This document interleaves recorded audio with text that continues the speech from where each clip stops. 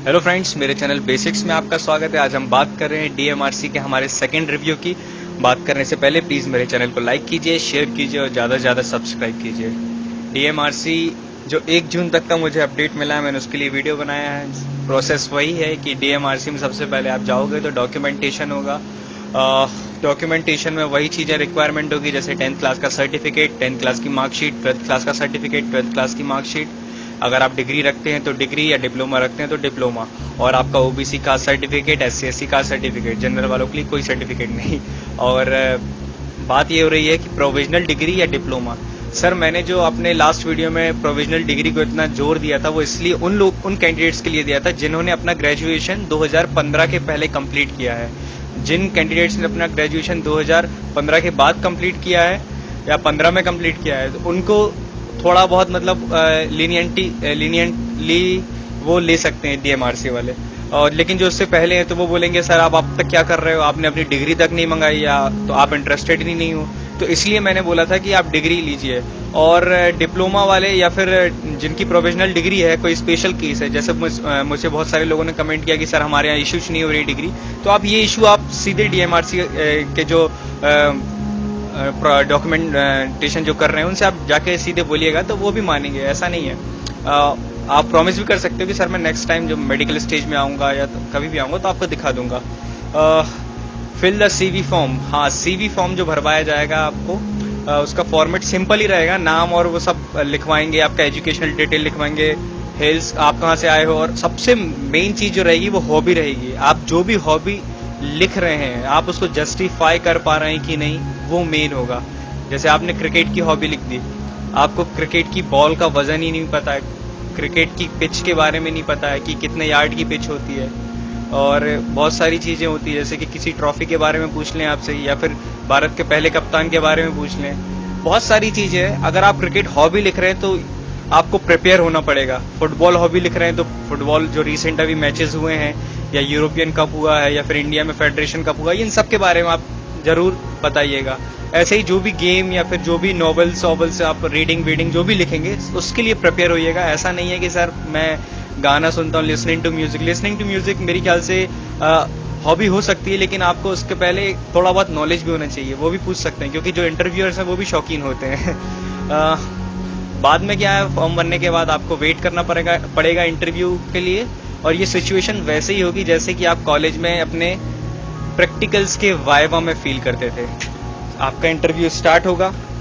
Start वही common question से हो रहा है, जैसे कि इंट्रोड्यूस योरसेल्फ, आपको अपने आप को इंट्रोड्यूस करना है। फिर फैमिली के बैकग्राउंड में पूछा जा रहा है कि आपके फादर क्या करते हैं, मदर क्या करती हैं, आपके छोटे भाई बहन क्या करते हैं, अगर उनकी जॉब लग गई है तो वो कहाँ पे हैं, आपके बड़े भाई बहन कहाँ पे हैं, अगर हैं तो आपके प्लेस के बारे में पूछा जाएगा, कहाँ से आए हैं, आप खुद बताओगे वैसे तो।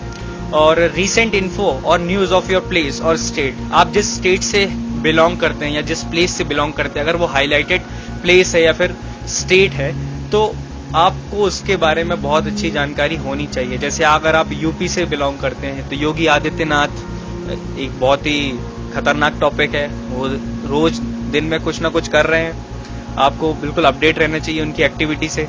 और जैसे वहाँ के गवर्नर कौन है, आप अगर राजस्थान से हेल करते हैं तो राजस्थान में क्या चल रहा है, एमपी से हेल करते हैं तो एमपी की 2-4 चीज़ नर्मदा यात्रा में पूछा जा सकता है। नर्मदा में रेत खनन को बंद कर दिया, व्यापम घोटाला है।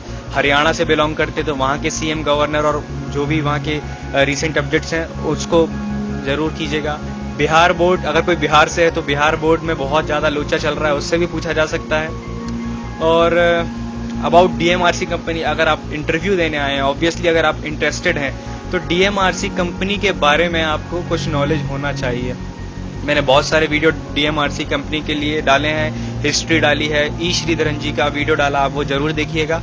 इसमें से क्वेश्चन हो सकता है, और अगर क्वेश्चन नहीं बन रहा है तो आप घुमा फिरा के इंटरव्यूअर को उसी दिशा में ले जाइए कि आपसे वो पूछने में मजबूर हो जाए। इसको माइंड गेम कहते हैं। अगर आपको सिलेक्ट होना है तो करना तो पड़ेगा।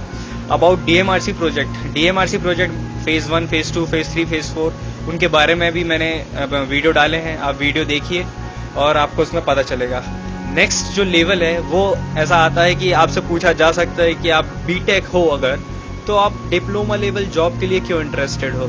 तो उसका भी मैंने आंसर दिया है, why you are interested for diploma level job if you are BTech, तो वो भी आप देख सकते हैं। वाई डीएमआरसी, इसका भी मैंने आंसर दिया है, डीएमआरसी ही क्यों। और डीएमआरसी के साथ साथ आपसे ये भी पूछा जा सकता है कि डीएमआरसी के गुड पॉइंट्स बताइए।